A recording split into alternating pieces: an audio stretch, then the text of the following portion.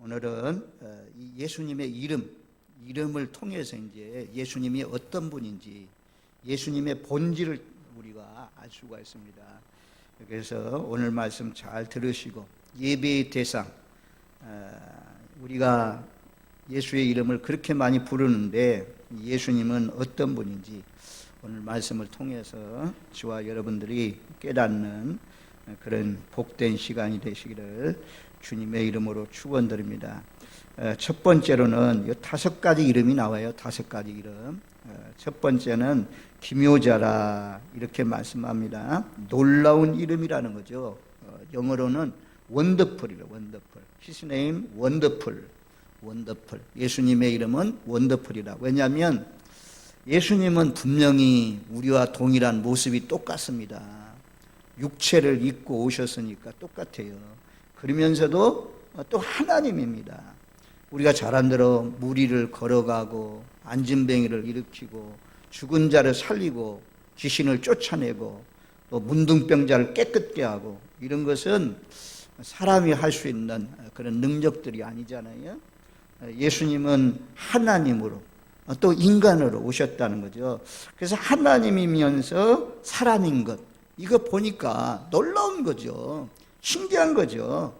그래서 예수님의 모습을 통해서 우리가 예수님은 우리와 동일한 모습이지만 2가지의 모습을 다 가지고 있습니다. 구약 말씀에 보면 이제 예수님이 행하신 일들이 놀랍다라고 말씀해요. 시편 77편 또 78편 이런 데 보면 예수님이 놀라우신 분이라는 것을 잘 말씀해 주고 있어요. 시편 77편 11절 말씀에 보면 곧 여호와의 일들을 기억하며 주께서 옛적에 행하신 귀한 일을 기억하리니, 옛적에 행하신 귀한 일 기억하리니. 그리고 77편 14절에도 보면 주는 귀한 일을 행하신 하나님이시라. 주님은 귀한 놀라우신 일을 행하시는 그런 분이다. 하나님의 이름, 예수님의 이름이 기묘자다라는 것은 놀라우신 일을 행하시는 분이다. 그래서 시편 78편 한번 찾아줘 보세요. 시편 78편 12절로 16절 말씀에 보면 하나님이 행하시는, 예수님이 행하시는 귀한 일들을 잘 말씀해 주고 있어요. 자, 78편 12절 말씀에 보면 옛적에 하나님이 애굽 땅 소환들에서 귀한 일을 그들의 조상들의 목전에서 행하셨으며, 이건 애굽 땅에 우리가 10가지 재앙을 내려가지고 이스라엘 백성들을 구원하는 일을 말씀합니다. 갑자기 메뚜기 떼가 와서 농작물들 다 먹고 우박이 쏟아지고 갑자기 어두워지고 또 이스라엘 백성들 양을 잡아서 피를 문설주에 바른 그런 가정들은 전부 다 재앙이 지나갔지만 그 애굽의 장자들 집안은 전부 다 재앙이 임해서 다 죽지 않습니까? 마지막 재앙이. 그래서 이런 모든 것들이 기이하고 묘미하다는 거죠. 놀랍다는 거죠. 옛날에 하나님이 애굽 땅에서 10가지 기적을 일으킨 그런 사건들이 놀랍습니다.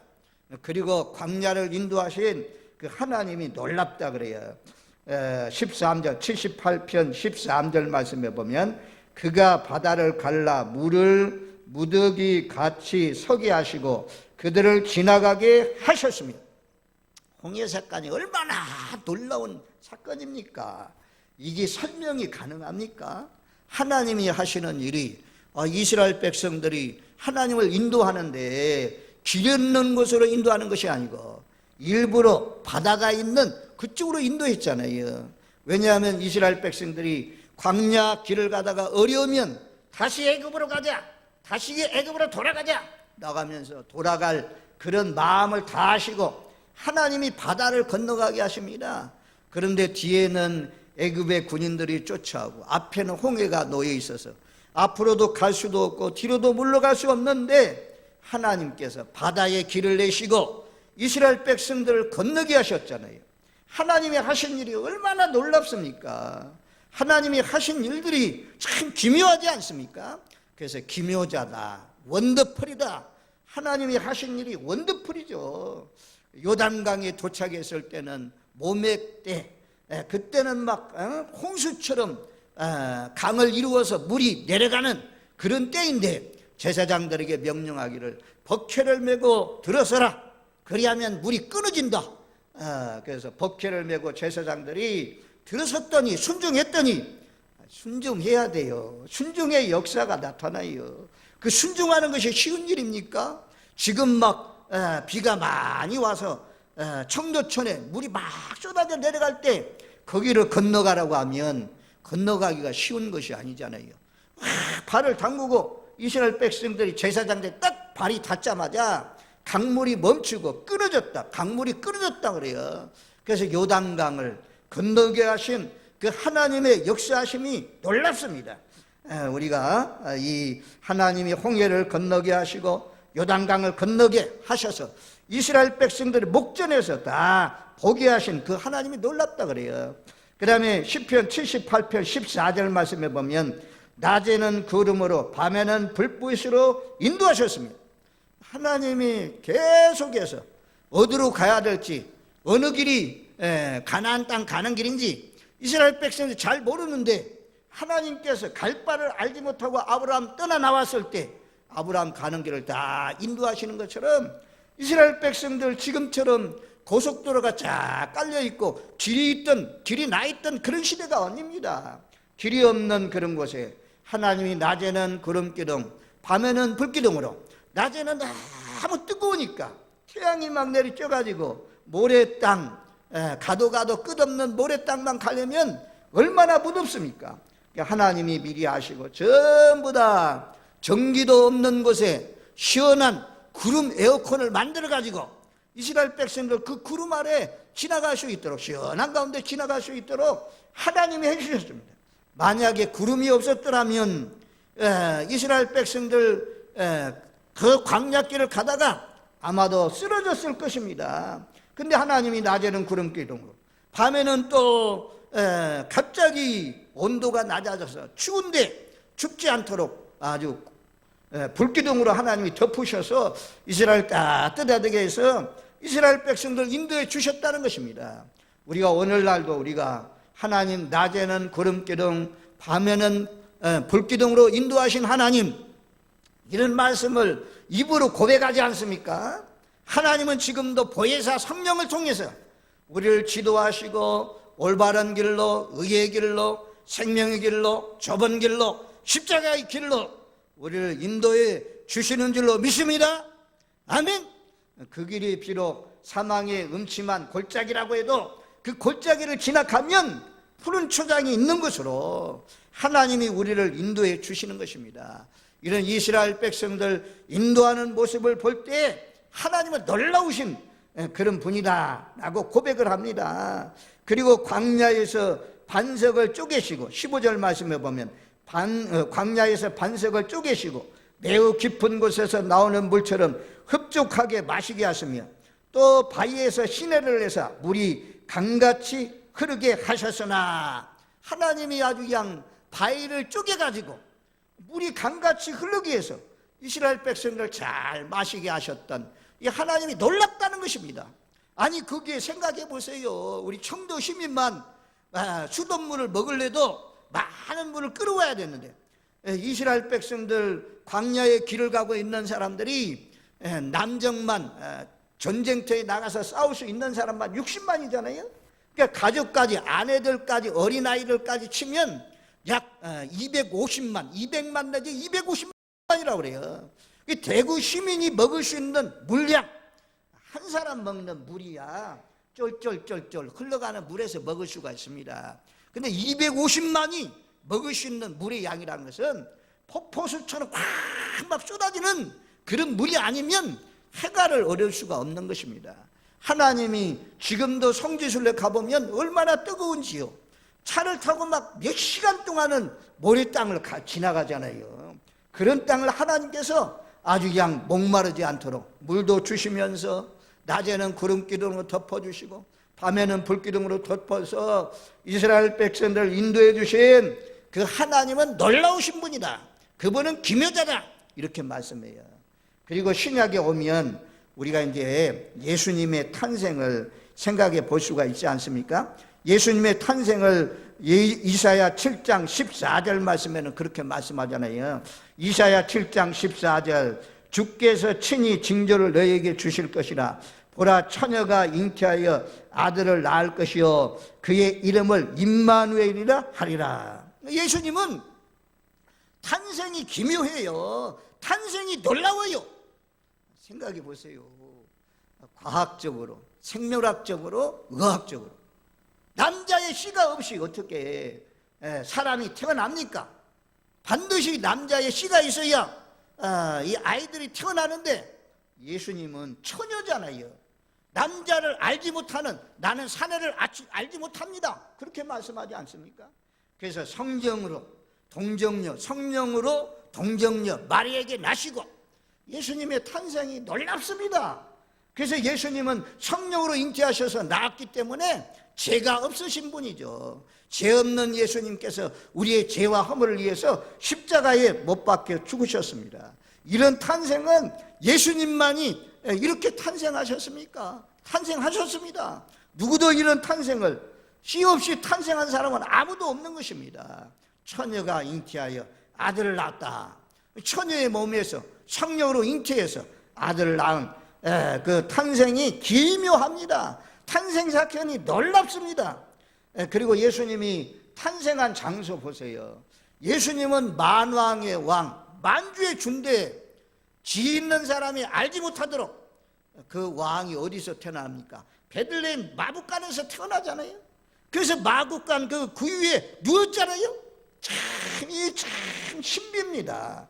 예수님의 탄생이 놀랍고 예수님의 탄생 잔수가 놀라운 것입니다. 예루살렘 같은 데 탄생하지 않고 예수님은 베들레헴 그 작은 마을 마북간에서 태어나셨다라고 말씀하잖아요. 예수님의 사역이 놀랍습니다.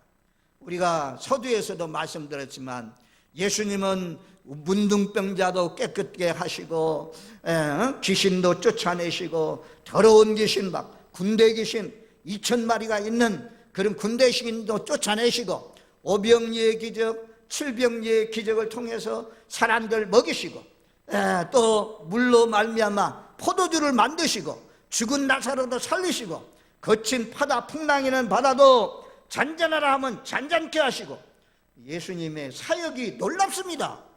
누가 이런 사역을 할 수가 있습니까? 예수님 지금도 살아서 이곳저곳에 서서 역사한다면 병원이 필요 없어요.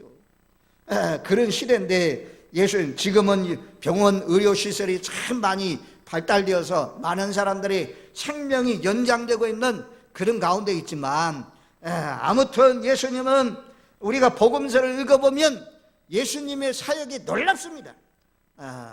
하나님이기 때문에 이루신 그런 사역들이 많이 있는 것을 볼 수가 있습니다. 그 다음에 예수님의 탄생이 놀랍고, 예수님의 탄생 장수가 놀랍고, 예수님의 사역이 놀라우신데, 또한 예수님의 죽음이 놀랍습니다. 아니, 이런 능력 있는 분이, 바다 위도 걸을 수 있는 분이, 아니 떡 5개 물고기 2마리로 남자들만 5,000명을 먹을 수 있는 그런 기적을 일으킬 수 있는 분이, 죽은 자도 살릴 수 있는 그런 분이, 얼마든지 로마의 군병들이 자기를 잡고 때리고 십자가에 못 박을 때 12영도 더 되는 천군 천사를 불러서 그들을 싹 죽일 수 있는 그런 능력이 있습니다. 그런 능력이 있는 하나님이신 예수님이 십자가에서 못 박혀 죽지 않습니까?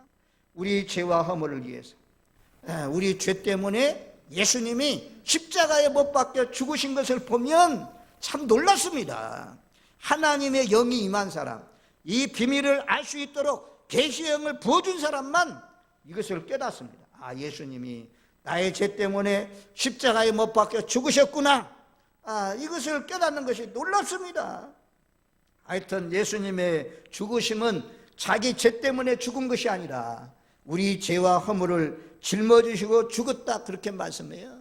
그래서 이 예수님의 죽으심이 우리의 죽음과, 보통 사람의 죽음과 다른 것입니다. 예수님의 부활 사건이 놀랍습니다. 우리가 사망 권세를 깨뜨리고 장사되었지만 사흘 만에 다시 살아났잖아요. 아니 사람의 똑같은 모습으로 오신 분인데 그분이 죽었으면, 무덤에 들어가 있으면 인류 역사 이래 한 번도 무덤이 열린 적이 있어서 살아난 적이 없는데, 예수님은 무덤문을 여시고, 여인들이 걱정하잖아요. 누가 우리를 위해서 저 돌로 막힌 문을 열어주리요. 근데 가봤더니 무덤문이 열리고 예수님이 그 입었던 수의는 잘 객혀서 있고, 예수님은 떠나고 천사들이 하는 말이 그가 누워있던 곳을 보아라. 그의 무덤이 비었느니라. 그가 살아났느니라. 부활이 신비입니다. 부활이 놀랍습니다. 예수님의 부활이 놀랍습니다.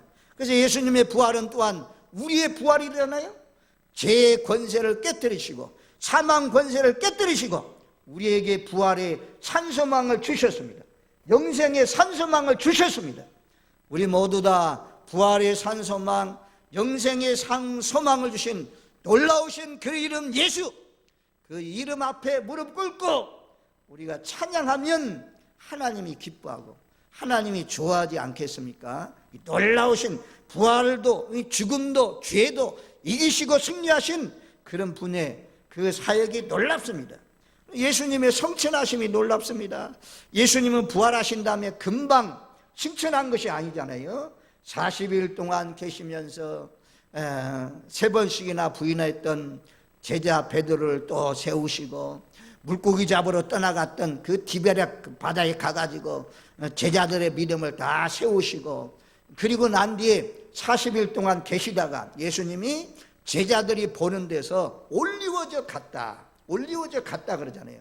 그래서 하늘을 쳐다보고 있었더니 천사가 나타나서 하는 말이, 하늘로 올리워진 예수님은 올리워진 그 모습 그대로 다시 오신다 그랬어요. 예수님의 성천이 놀랍습니다. 그 다음에 예수님의 재림이 놀라울 것입니다. 아직까지 예수님의 재림이 이루어지지 아니했지만 성경은 초림에 대한, 예수님이 처녀의 몸에서 태어난다, 이런 초림에 대한 약속의 말씀이 456회가 있습니다. 근데 예수님이 다시 오신다, 이 약속은 3배나 많습니다. 1518회 예수님이 다시 오신다는 약속은 1518회가 있습니다. 예수님이 다시 오실 때 놀랍게 오실 것입니다. 우리가 믿는 예수님, 우리가 믿는 그 예수님의 이름을 많이 부르는데 그 예수님은 놀라우신 이름이다. 놀라우신 이름이다.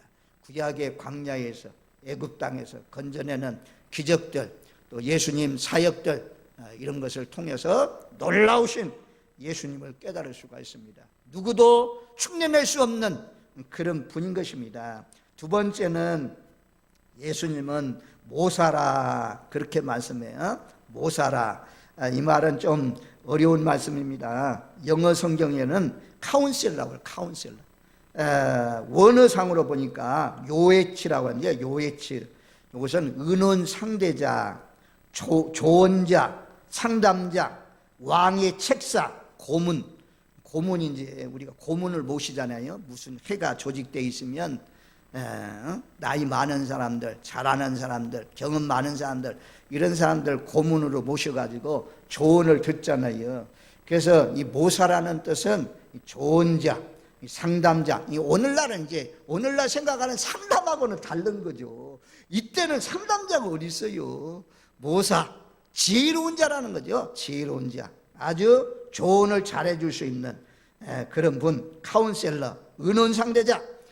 우리가요 이번 주 내내 거의 계속해서 묵상한 말씀이 무엇이냐, 다윗이 하나님 앞에 합판적인 이유는 다윗은 여쭈었다 이거야. 블레셋 사람이 쳐들어왔습니다. 하나님 어떻게 할까요? 가서 쳐들어갈까요? 그 사람들 우리 손에 보칠까요? 다 물어봤어요. 여쭈어보고 하나님이 말씀하시면 그 말씀대로 순종해서 살아갔습니다. 그래서 우리도 이 모사 되시는, 지혜자가 되시는, 우리의 상담자가 되시는 그 예수님 앞에 부모에게만 물어도, 스승에게만 물어도, 경험자, 우리보다 앞장서 있는 나이가 많은 사람, 연장자에게만 물어도 우리가 많은 어려운 일들을 피해갈 수가 있어요. 손해를 많이 보지 않습니다. 그런데 그보다도 훨씬 더 뛰어나신 그 예수님, 하나님, 성령님, 우리 상담자를 모시고 살면 얼마나 우리의 인생길에 조언을 잘해 주겠습니까? 좋아, 여러분들, 예수님은 모사라, 아주 그냥 카운셀러, 우리를 잘 조언해 주는 최고의 상담자, 최고의 은혼 상대자가 되신다 라는 사실을 기억하면서 어려운 일이 있을 때마다 물어보세요. 여쭤보세요. 그리하면 성령님께서 여러분들 마음에 감동 주시고 또 말씀을 통해서 또 환경을 열어서 좋은 길로, 형통한 길로, 생명의 길로, 하나님이 기뻐하는 길로, 의의 길로, 사기꾼에게 속지 않는 길로 우리를 인도해 주실 줄로 믿습니다. 아멘. 이사야 40장 13절 14절에 보면 한번 찾아보세요. 이사야 40장 13절 14절 너무 잘 찾아줘서 감사해요. 누가 여호와의 영을 지도하였으며 그 모사가 되어 그를 가르쳤으랴. 그가 누구와 더불어 의논하셨으며 누가 그를 교훈하였으며 그에게 정의의 길로 가르쳤으며 지식을 가르쳤으며 통달의 도를 보여주었느냐. 자, 누가 여호와의 영을 지도하였으며, 하나님을 지도할 수 있는 분이 누굽니까? 예수님을 지도할 수 있는 분이 누굽니까? 그의 모사가 되어 그를 가르쳤으며, 예수님을 가르칠 수 있는 사람이 누구요? 좋은 자가 될 수 있는 사람이 누구요? 그와 더불어 의논하셨으며 누가 그를 교훈하였으며 그에게 정의의 길로 가르쳤으며 지식을 가르쳤으며 통달의 도를 보여주었느냐. 예수님을 가르칠 필요가 없는 거죠. 하나님을 가르칠 필요가 없는 거죠. 예수님은 정의를 잘 알고, 예수님은 지혜의 근본이잖아요. 지식의 근본이잖아요. 그래서 우리는 예수님을 우리의 스승으로, 우리의 부모로, 범사의 그를 인정하면 잠언 3장 말씀에 보면 내 길을 지도하시리라 그렇게 말씀합니다. 그래서 우리가 하나님 믿는 사람은 자꾸 부모하고만, 또 친구들하고만, 아내하고 남편하고만 의논하지 마시고 우리의 의논 대상, 제일 중요하고 어려운 일 딱 결정할 때는 하나님과 의논하세요. 하나님께 물어보세요. 그러면 반드시 하나님께서 이스라엘 백성들 구름기둥, 불기둥으로 인도하신 것처럼 우리를 인도해 주실 것입니다. 우리가 잘못된, 아주 어렵게 선택하지만, 하나님 어려운 길로 선택하는 것 같지만 나중에 가면 그냥 힘이 창대한 좋은 일들이 많을 것입니다. 우리의 상담자는 오늘날 상담학을 배워가지고 상담하는 그런 분도 있지만, 그런 사람보다도 우리 눈에는 보이지 않지만 최고의 상담자가 누구냐? 예수님이다, 성령님이다, 하나님이라는 사실을 기억하십시오. 또 이사야 40장 28절, 이사야 40장 28절 말씀해 보면 마지막 부분에 이렇게 말씀해요. 명철이 한이 없으시며. 예수님의 지혜를 따라갈 수 있는 사람이 어디 있어요? 하나님의 지혜를 따라갈 수 있는 사람이 없어요. 그러니까 우리는 예수 믿는 사람이 좋은 것이 무엇이냐? 우리는요, 큰 축복을 받았어요. 이 세상에서도 선생님 잘 만나면 인생이 잘 풀려져요. 그런데 우리에게는 세상에 있는 선생님들 가운데 제일 좋은 선생님이 누구냐? 예수님이요. 예수님 모시고 사는데 예수님 모신 인생들은 실패할 수가 없습니다. 다 잘 될 수밖에 없습니다. 이분 그냥 상관없이 살지 마시고 꼭 은혼 대상자로 조언해 주는 사람으로 모시고 이분에게 물어보시면서 그분의 지시와 감동을 쫓아서 살아가시는 저와 여러분들 되시기를 주님의 이름으로 축원드립니다. 아멘. 세 번째는 우리가 잘 안 대로 전능하신 하나님이다 그렇게 말씀해요. 여기 전능하신 하나님은 우리가 알고 있는 전능이라는 것은 이제 모든 것을 다 하시는 하나님, 이렇게 아는데요. 원어상으로 보면 용사, 또 강하신 분, 영웅적인 하나님, 이것을 말씀해요. 전쟁의 적군을 다 물리칠 수 있는 그런 능력이 있는 하나님을 말씀해 주고 있습니다. 그래서 신명기 10장 17절 말씀에 보면 이렇게 말씀해요. 신명기 10장 17절. 자, 너희 하나님 여호와는 신 가운데 신이시며 주 가운데 주시요 크고 능하시며 두려우신 하나님이다.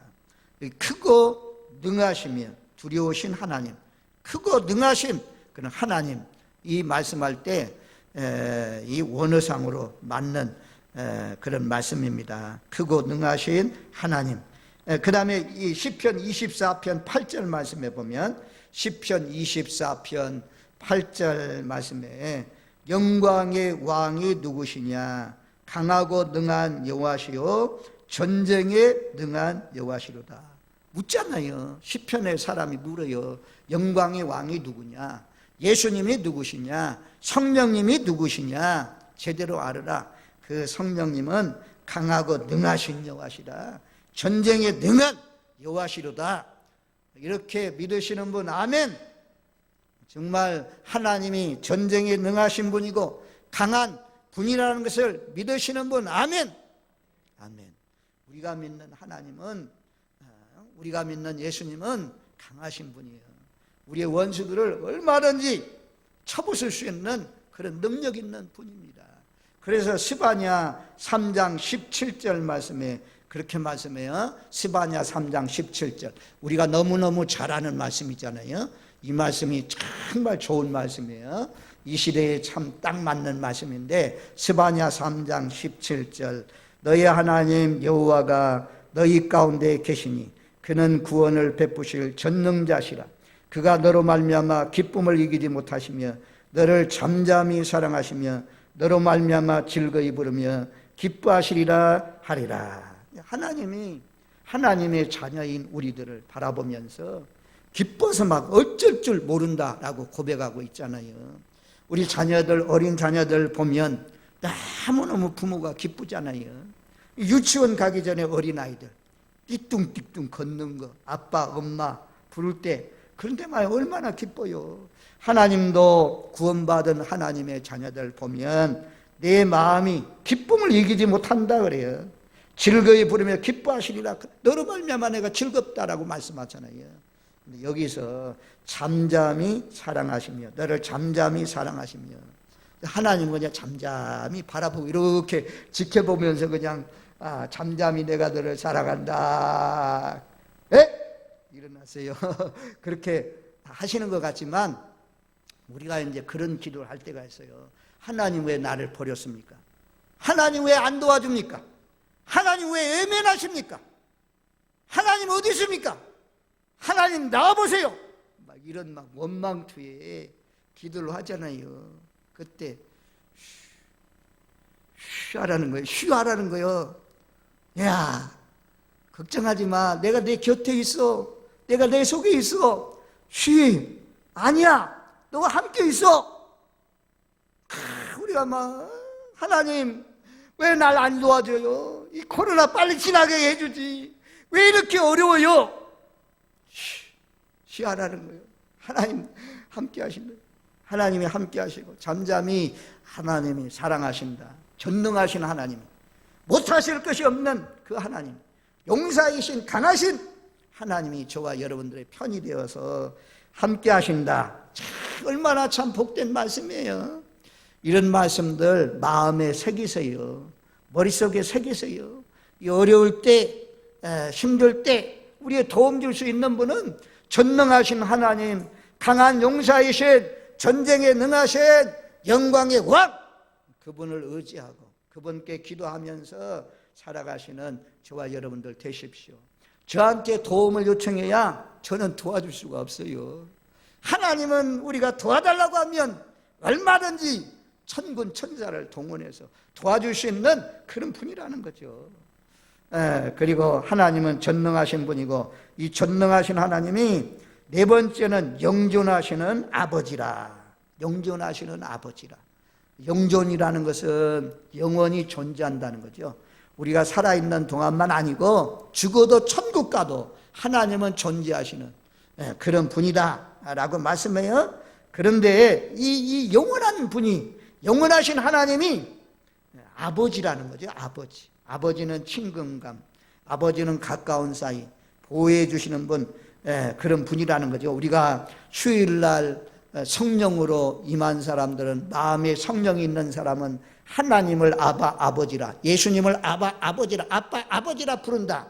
그러면서 하나님 아버지가 어떤 분인지 7가지를 말씀드렸어요. 그때 수요일날 하나님은 영광의 아버지고, 우리의 영의 아버지고, 빛들의 아버지고, 또 하늘에 계신 분이고, 의로우신 아버지고, 자비의 아버지고, 누가복음 15장에 보면 탕자를 용서하시고 사랑하시고 축복하시는 그런 하나님으로 등장하는 것을 볼 수가 있습니다. 여기에서 야고보서 1장 17절 한번 찾아줘 보세요. 야고보서 1장 17절 말씀에 보면 하나님은 거기에 그렇게 말씀해요. 야고보서 1장 17절, 1장 17절 말씀 우리 한번 같이 읽겠습니다. 온갖 좋은 은사와 온전한 선물이 다 이로부터 빛들의 아버지께로부터 내려오나니 그는 변함도 없으시고 회전하는 그림자도 없으시니라. 아버지는요, 자녀들 학교 갈 때 학비를 준비하고 교복을 준비하고 전부 다 미리미리 예비하시는 그런 아버지잖아요. 하나님도 우리에게 좋은 선물을, 온갖 좋은 선물, 은사, 또 온갖 좋은 온전한 선물들이 하나님으로부터 빛들의 아버지로부터 오신다, 그렇게 말씀해요. 하나님은 아버지다 라는 사실이 얼마나, 이제 뭐 전능하신 아버지, 기묘자, 또 모사, 이런 것은 먼 느낌입니다. 하나님이 멀리 있는 느낌이에요. 그런데 영존하신 아버지, 아버지라는 것은 굉장히 가까운 데 오시는, 담을 허시고 우리 가운데 오시는 그런 분, 아주 뭔가 요청을 하면 금방 들어줄 수 있는 그런 아버지. 우리가 믿는 하나님 예수님이 멀리 있는 분이 아니라 내 마음속에 들어와 계시는, 나와 함께 사시는 자비와 사랑과 축복의 아버지, 보호의 아버지라는 사실을 기억하십시오. 영존의 아버지다. 예수님은 영존의, 영원토록 계시는 그런 아버지가 되신다라고 말씀해요. 그 다음에 마지막, 그 예수님은 평강의 왕이다. 샬롬이라고 하잖아요. 절대 평강, 평강의 왕이라. 이 말씀도 시편 72편 7절 말씀에 보면, 72편 7절 말씀 한번 찾아보세요. 72편 7절 말씀. 그의 날에 의인이 흥왕하여 평강의 풍성함이 달이 닿을 때까지 이르리로다. 예수님이 이 땅에 오신 이유는 우리에게 평강을 주시기 위해서 오셨다 그래요. 그래서 요한복음 14장 27절에 보면, 요한복음 14장 27절, 평안을 너에게 끼치노니 곧 나의 평안을 너희에게 주노라. 하나님의 평안, 예수님의 평안을 우리에게 주셨다 그래요. 제일 먼저는 하나님과의 평강, 그 다음에 내 마음속의 평강, 두 번째는 내 마음속의 평강, 세 번째는 사람과 사람 사이의 평강, 그 다음에 네 번째는 나라와 나라 사이의 평강, 인류의 평강을 이루어주시는 분이 누구냐? 예수님이에요. 예수님은 평강의 왕이 되신다. 앞으로는요, 우리가 예측할 수 없어요. 얼마나 더 힘들고 어려운 날이 올지 우리가 알 수가 없어요. 이제 예화를 하나 들려고 해요. 북한에 들어가면서 중국에 장사꾼처럼 가장을 해가지고 북한에 전도하는 이 선교사님이 있었습니다. 중국 사람인데 북한에 들어가서 선교를 해요. 근데 이분이 붙들렸어요. 그래서 북한에 이제 수용소에 갇히게 됩니다. 우리가 임남수 목사님인가, 카나다의 목사님들 간증을 우리가 다니엘 기도에 통해서 들었지 않습니까? 근데 이분을 이제 수용소에 집어넣는데 막 들어가가지고 이분은 감옥에 가는데 너무너무 기뻐한다. 이거 할렐루야 아멘 하면서 감옥에 들어가세요. 왜냐하면 감옥에는 사람들이 딱 모아 있잖아요. 그 복음을 막 전하는 거예요. 감옥이 막 확 뒤집어지는 거예요. 예수를 알게 되고 놀라운 역사가 일어나는 것입니다. 이 사람이 여따 놨다는 안 되겠다. 그 사람을 빼내가지고 독방에 넣었어요. 독방이 얼마나냐? 1m, 1m, 1m. 딱 가로 세로 크기가 1m래, 1m. 그게 얼마나 공간이 작아요. 거기에서 살게 하는 거예요. 근데 3개월을 살게 나왔대요. 보통 사람은 거기가 얼마나 깜깜한지 하루에 딱 한 번만 문이 열린대요. 밥 줄 때만. 그것도 한 끼밖에 안 준대요. 그때만 문이 잠깐 열리면서 환하고 나머지는 전부 다 깜깜하다 이게. 그래서 보통 사람은 딱 48시간 이틀만 있으면 모두 다 정신병자가 된대요. 화가닥 정신병자가 돼가지고 나올 수밖에 없대요. 거기에서 볼 일도 다 봐야 되고 거기서 먹어야 되고 거기서 자야 되고 잠을 어떻게 자요? 그런데 이분이 3개월이 있다 나왔는데 건강한 모습으로 나왔다는 거죠. 어떻게 해서 그렇게 그런 공간 안에 다른 사람은 다 미쳐서 나오는데 당신은 그렇게 건강하게 나왔냐? 그랬더니 그분이 거기에서 막 생수의 강물이 넘치더라고요. 생명수가 막 넘치더라고요. 얼마나 좋은지 막. 거기에서 그냥 거기는 뭐 하루가 가는지 이틀이 가는지 늘 깜깜하니까 알 수가 없는데 근데 그 속에서 나왔다는 거예요. 그런데 그 마음 속에 누가 평안을 주시냐? 막 하나님이 이에서 주시는 강 같은 평화가 넘쳐나는 거예요. 샘솟듯이 막 넘쳐나요. 그래서 거기서 잘 견디고 그렇게 나왔다고 간증합니다. 마지막 때 이제 코로나가 더 많이 발생하고 더 어려운 일들이 일어날 수 있어요.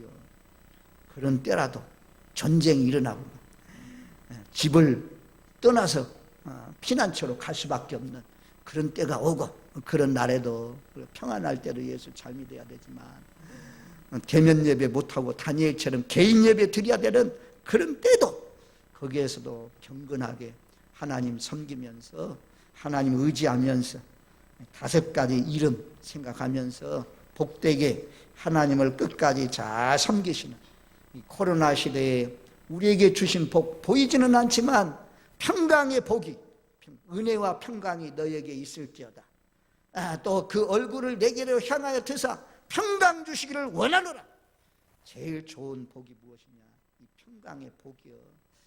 그래서 이 찬송가 413장에 보니까 내 평생에 가는 길 순탄하여 늘 잔잔한 강 같든지 큰 풍파로 무섭고 어렵든지 나의 영혼은 늘 평하다. 내 영혼은 평안해. 내 영혼 평안해.